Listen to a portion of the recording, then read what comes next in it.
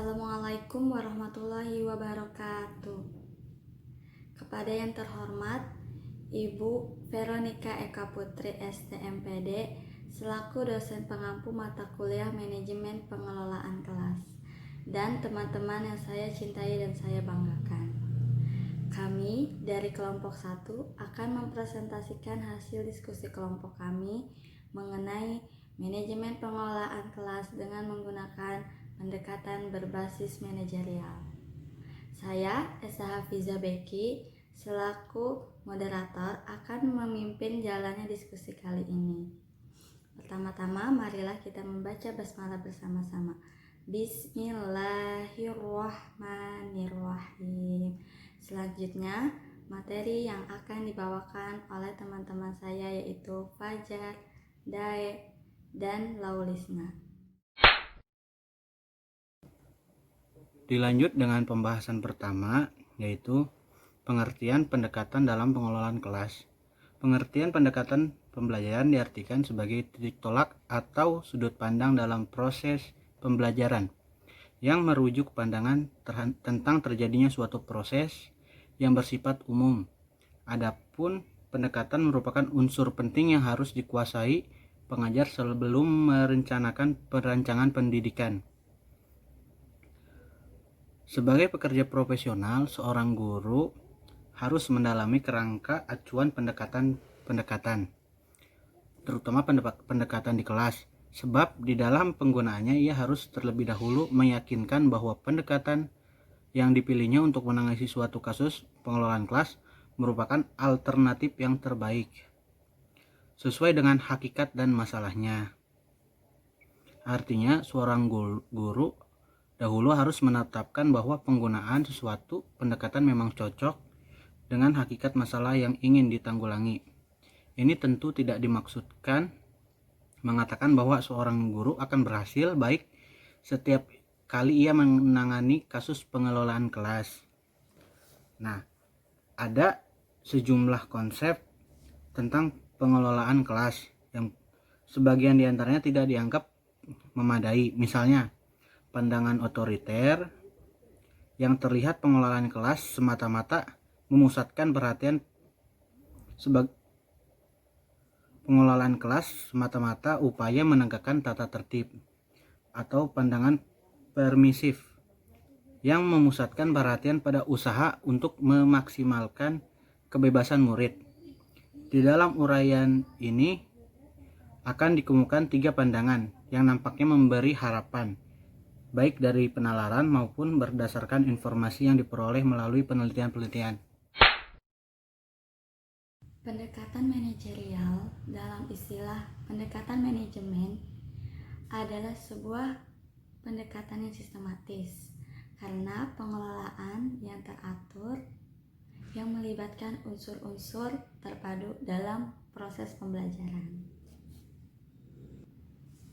Pengelolaan kelas merupakan salah satu kegiatan yang perlu dipersiapkan sedemikian rupa untuk mendukung proses pembelajaran.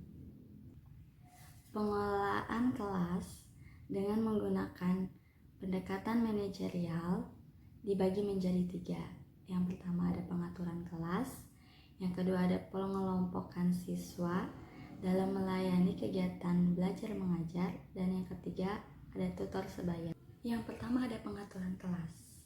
Ini merupakan tugas pokok bagi seorang guru untuk menciptakan suasana yang interaktif dan dapat memotivasi anak untuk giat belajar.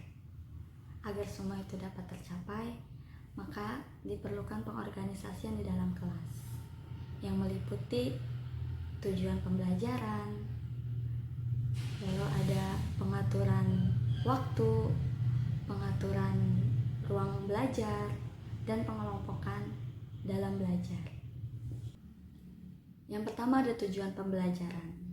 Ini merupakan pangkal tolak keberhasilan dalam mengajar. Yang dimaksud adalah capaian seorang guru dalam memberikan pembelajaran. Semakin jelas rumusan tujuannya, maka semakin mudah pula untuk menyusun rencana, dan melaksanakan kegiatan pembelajaran yang efektif di dalam kelas. Yang kedua ada pengaturan waktu. Waktu yang dimaksud di sini adalah kegiatan belajar siswa untuk mencapai tujuan pembelajaran itu sangat terbatas karena waktunya itu dijadwal setiap triwulan, semester, atau 1 tahun. Maka dari itu diperlukan pengaturan waktu yang tersedia agar efektif dan efisien. 3. Ada pengaturan ruang belajar. Agar terciptanya suasana yang menyenangkan dan menggairahkan dalam belajar, maka perlu diperhatikan pengaturan dalam ruang belajar, yaitu yang pertama seperti ukuran dan bentuk kelas, lalu yang kedua ada bentuk dan ukuran meja dan kursi, yang ketiga ada jumlah siswa di dalam kelas, yang keempat ada jumlah siswa di dalam setiap kelompok, yang kelima ada jumlah kelompok di dalam kelas, serta yang keenam ada komposisi setiap kelompok, seperti siswa yang kurang pandai dengan yang pandai, lalu siswa perempuan dan siswa laki-laki itu berada di dalam satu kelompok. Manajemen kelas merupakan upaya mendayagunakan potensi kelas dengan cara melakukan seleksi penggunaan alat-alat yang tepat terhadap problem atau situasi dalam kelas. Untuk lebih jelasnya, manajemen kelas meliputi yang pertama ada pengelolaan meja dan kursi. Hal ini memungkinkan terjadinya interaksi antara siswa untuk bekerja sama, baik secara individu berpasangan ataupun secara berkelompok. Yang kedua ada manajemen alat-alat pengajaran, yaitu merupakan media yang digunakan saat terjadinya proses belajar mengajar di kelas, seperti papan tulis, spidol, penggaris, penghapus, dan sebagainya.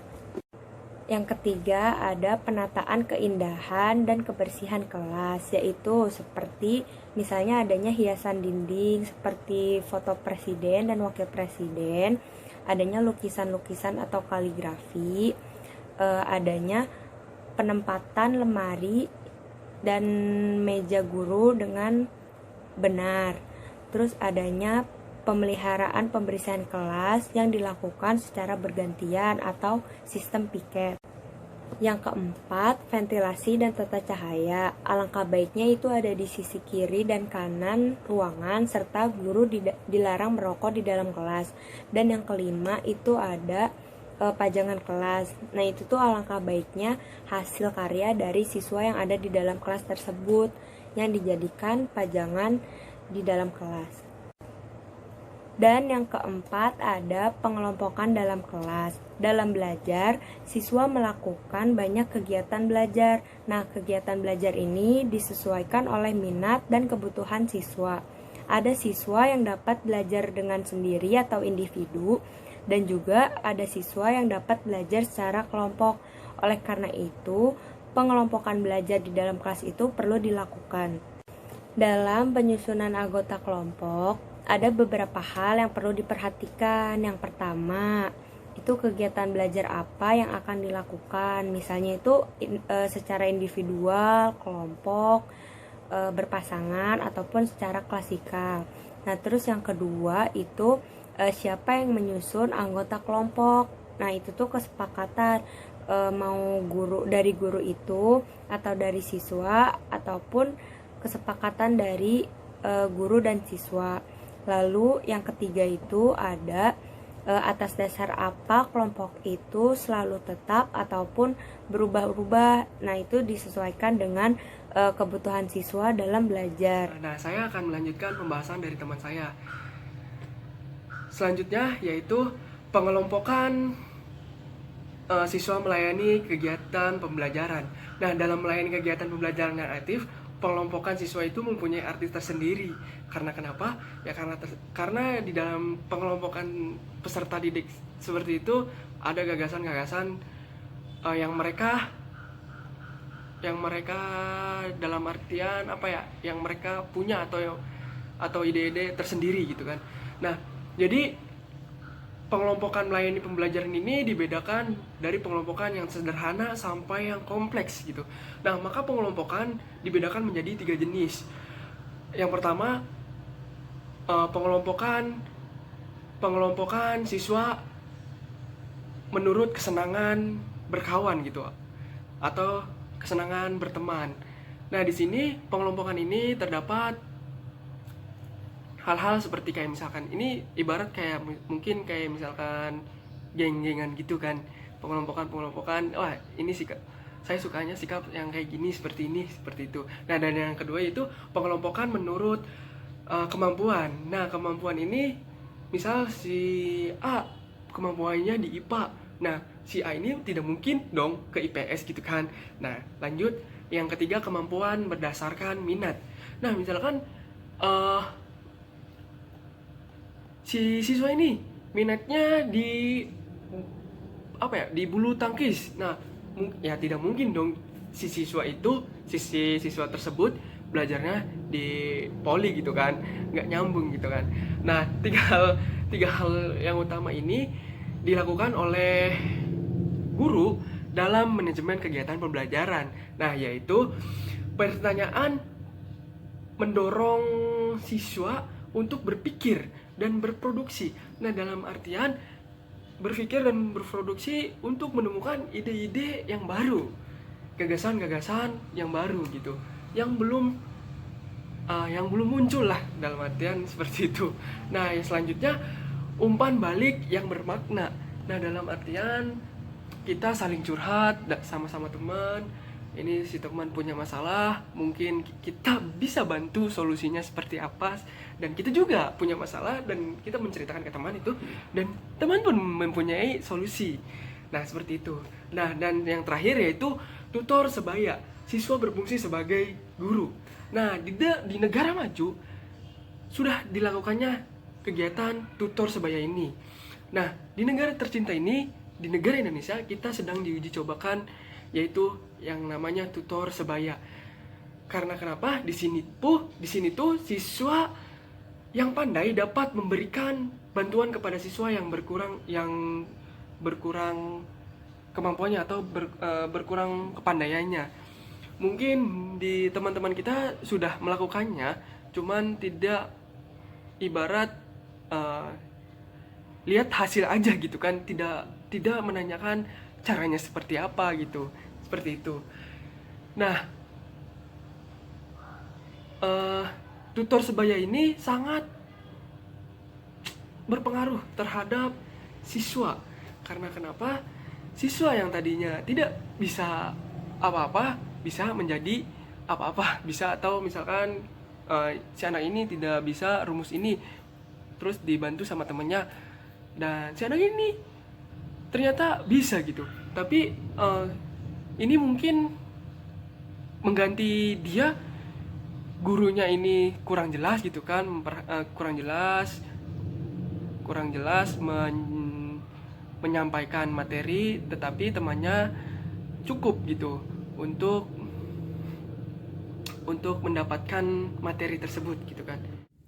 Terima kasih kepada pemateri yang telah menyampaikan materinya. Selanjutnya adalah kesimpulan yang akan disampaikan oleh Dayanur. Teman, presentasi telah dilakukan walaupun dalam bentuk video. Tibalah akhirnya di ujung akhir ini, yaitu simpulan. Nah, simpulannya yaitu pendekatan pembelajaran ini diartikan sebagai titik tolak ukur ataupun sudut pandang dalam proses pembelajaran. Nah, pendekatan manajerial ini atau lebih umum dengan istilah pendekatan manajemen ini adalah sebuah pendekatan yang bersifat sistematis, dalam artian dari unsur-unsur yang terpadu dalam proses pembelajaran, dari mulai perencanaan sampai akhir, yaitu controlling gitu kan. Nah, pembelajaran yang aktif ini dalam buku pendekatan keterampilan proses menurut Profesor Dr. Koni Seniawan, yaitu ada 3, yaitu yang pertama pengaturan kelas, dan yang kedua itu pengelompokan siswa melayani pembelajaran, ataupun melayani kegiatan belajar mengajar gitu kan. Nah, yang ketiga itu tutor sebaya. Sekian presentasi dari kelompok 1. Kurang lebihnya mohon maaf. Wabillahi taufik wa hidayah. Wassalamualaikum warahmatullahi wabarakatuh.